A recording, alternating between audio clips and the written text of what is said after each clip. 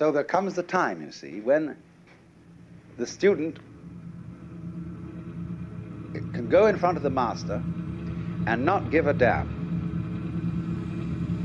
because he's seen the point. There wasn't a problem. He made up the problem himself. He came and projected it on this master who knew how to handle that kind of person by making him much more stupid than he was before,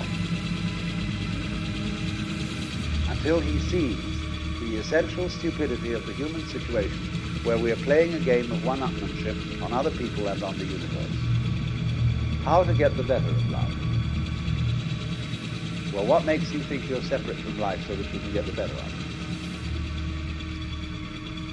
How can you beat the game? What game?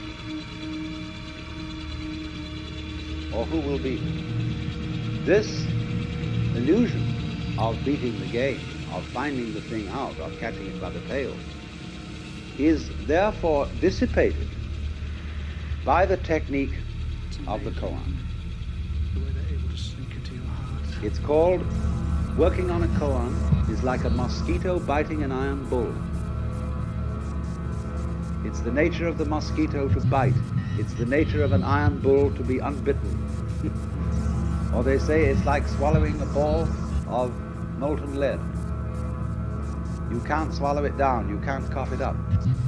You can't get rid of this thing. That's the great doubt. But this is an exaggerated form of what everybody is ordinarily trying to do, to beat the game. So at that moment, the student has heard the sound of one hand, or discovered who he was before father and mother conceived him, or what no means. So the teacher says, good. Now, you have found the frontier gate to Zen.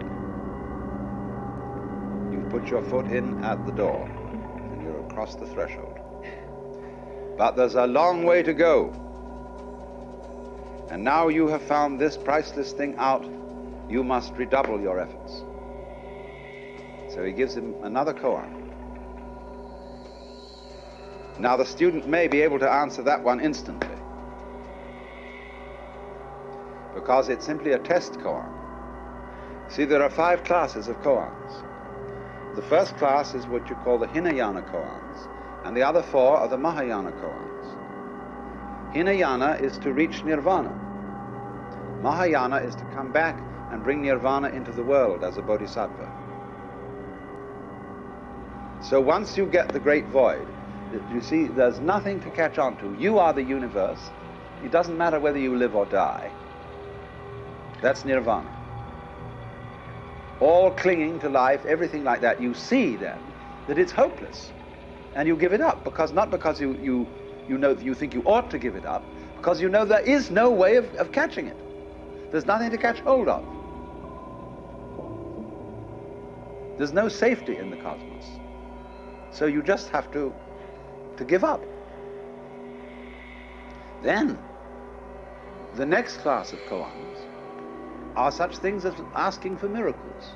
In that class comes, take the 4 divisions of Tokyo out of your sleeve, or stop the booming of a distant bell, blow out a candle in Timbuktu. But as they go on in various ways, they are concerned with all kinds of problems and how Zen understanding deals with those problems, until we get in the end to the study of morality and rules of social and monastic life. That's the last thing, and the Zen way of understanding. Now, this takes very, very differing periods of time. Some people get through in as little as 10 years, the whole thing. There is a very brilliant Westerner